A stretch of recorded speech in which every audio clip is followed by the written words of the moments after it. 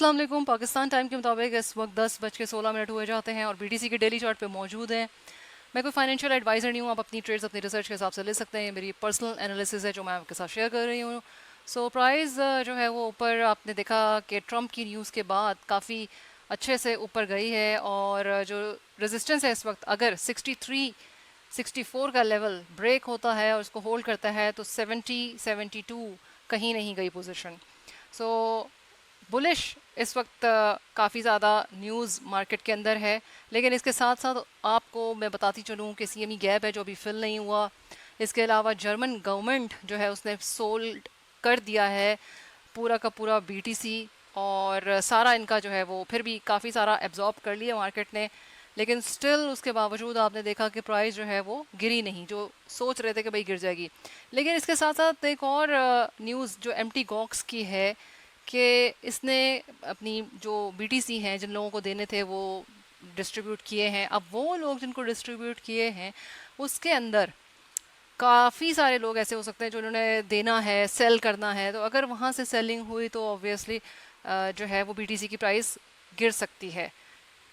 Ethereum के बारे में बात करें तो जाहिर है इथेरियम ईटीएफ की न्यूज़ धूम पर है और ये ईटीएफ की न्यूज़ की वजह से जो है इथेरियम की प्राइस में इजाफा हो रहा है।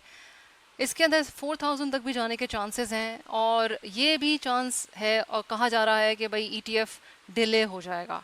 डिले होता है तो प्राइस 28-2900 तक आने के चांसेस हैं और कहीं कहीं 2400 भी बताया जा रहा है कि अगर कोई ऐसी बेयरिश न्यूज़ आ गई तो।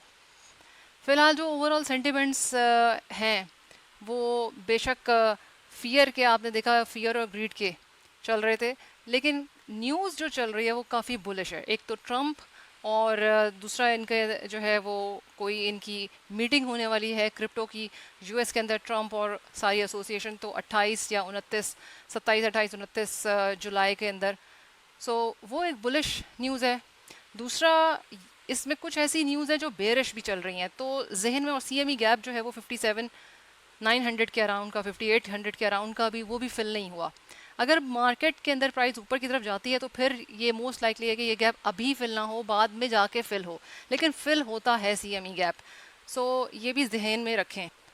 अब इस तरह की जो सिचुएशन है कि जिसमें ओवरनाइट ऊपर चला गया अनयूजुअल है, क्योंकि वीकेंड के ऊपर पंप हो जाती है मार्केट, बट ये अनयूजुअल है मंडे को क्योंकि सीएमई गैप भी फिल हो जाता है, बट इस दफ़ा ये नहीं हुआ क्योंकि ट्रम्प की न्यूज़ थी।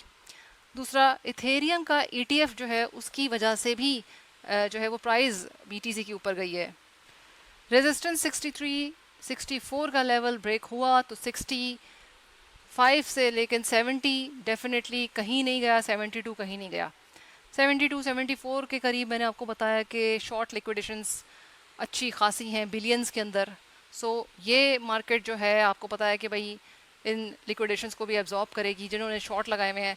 इसके अलावा 64,965 के अराउंड जो है वो भी शॉर्ट लिक्विडेशंस मिलियंस के अंदर मौजूद हैं, तो हो सकता है कि मार्केट पहले उन्हें एब्जॉर्ब करे 64-65 वाली लिक्विडेशंस को, और फिर उसके बाद जो है कोई अगर न्यूज़ ऐसी बेरिश नहीं आती तो मार्केट फिर ऊपर जाएगी। लेकिन 64-65 के अराउंड टच होने के बाद बहुत ज़्यादा ख्याल रखना है कि मार्केट नीचे आ सकती है। बहरहाल फ़िलहाल तो ये लेवल्स जो मैंने आपको बताएं, ये इस पर नज़र रखने की ज़रूरत है। इंस्टाग्राम को फॉलो करें और वहाँ पे भी काफ़ी न्यूज़ जल्द से जल्द देते हैं। ट्रंप के बाद जो है ये इस तरह की है कि न्यूज़ अगर बुलिश बीटीसी के लिए, अगर यूएस के अंदर ट्रंप जैसे लोग चलते हैं तो बहुत ज़्यादा जो है ये बुलिश क्रिप्टो बीटीसी के लिए नहीं, इथेरियम के लिए नहीं, पूरी क्रिप्टो के इंडस्ट्री के लिए जो है अच्छे अच्छे जो प्रोजेक्ट्स हैं उनके लिए बुलिश न्यूज़ है। और जहाँ पे आपने देखा कि रशिया की भी इस तरह की न्यूज़ आ रही है कि वहाँ पे भी एक्सचेंजेस के ऊपर बड़े बड़े जो इन्वेस्टर्स हैं उनको भी जो है मौका मिलेगा कि वो इसमें बीटीसी के अंदर जो है वो इन्वेस्ट वगैरह करें। मार्केट में बहुत सारी बुलिश न्यूज़ है, लेकिन इसके साथ साथ एम्प्टी गॉक्स, सीएमई गैप, ये बेरिश न्यूज़ है। और कोई अगर न्यूज़ आ गई बीच में तो फिर जो है वो न्यूज़ रिएक्टिव मार्केट है, जैसे हमेशा मैंने कहा है आपको। So like, share and subscribe and hit the bell icon button. Instagram को फॉलो करें। टिल देन, अल्लाह हाफिज़।